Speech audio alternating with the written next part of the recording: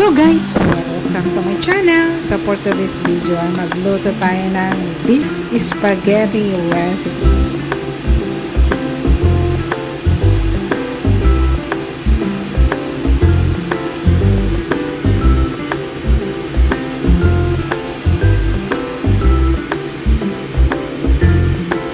So meron tayong minced garlic, minced onion, minced beef, and syempre spaghetti sauce.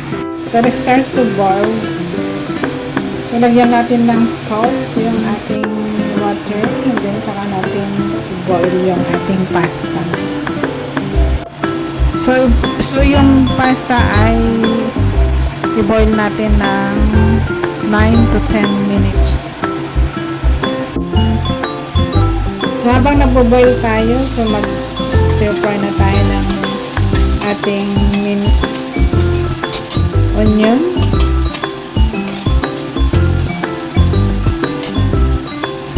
Sunod natin ang ating garlic.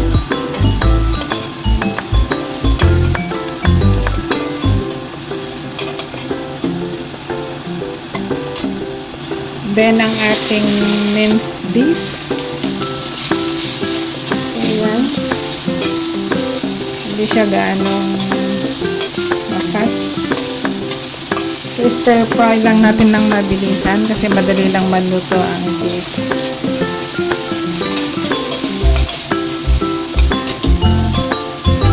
So, lagyan natin ng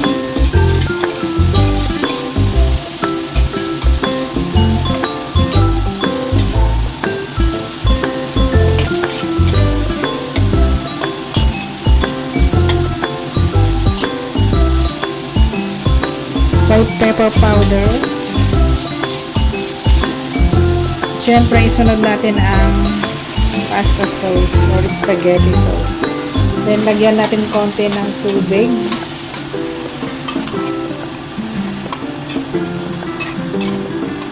So, ito guys ay good for 2 persons only.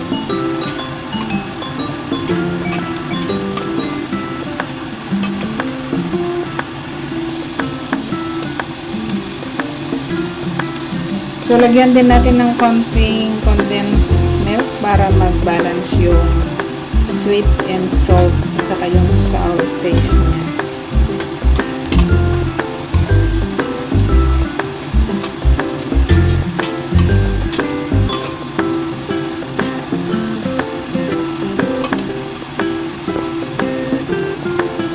Then, lagyan din natin ng cornstarch para maging malapot yung sauce. Maging creamy. So, mix mo lang natin. So, ayan. So, tikman natin kung tama ba yung lasa.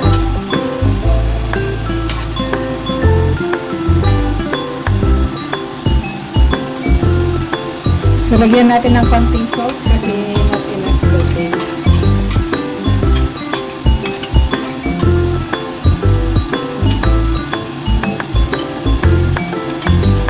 So, continue to simmer hanggang ma-reduce yung sauce. So, ayan. Medyo okay na. So, tikman natin ulit. So, ayan. Pasado na siya, guys. And then, yung pasta ay naluto na rin. So, ayan. So, tanggalin na natin sa tubig. Yan is i-drain natin. So, maglagay tayo ng pasta doon sa plato. Then, lagyan natin ng spaghetti sauce. So, ayan guys. Ganun lang kasi meron na tayong pagkain for lunch. Ayan, damihan na natin yung sauce kasi dalawa lang kaming kakain. So, ayan. Tapos na, guys. Busog na naman ang host. So, ayan. Thanks for watching. See you in my next vlog. Please like and subscribe. Bye-bye.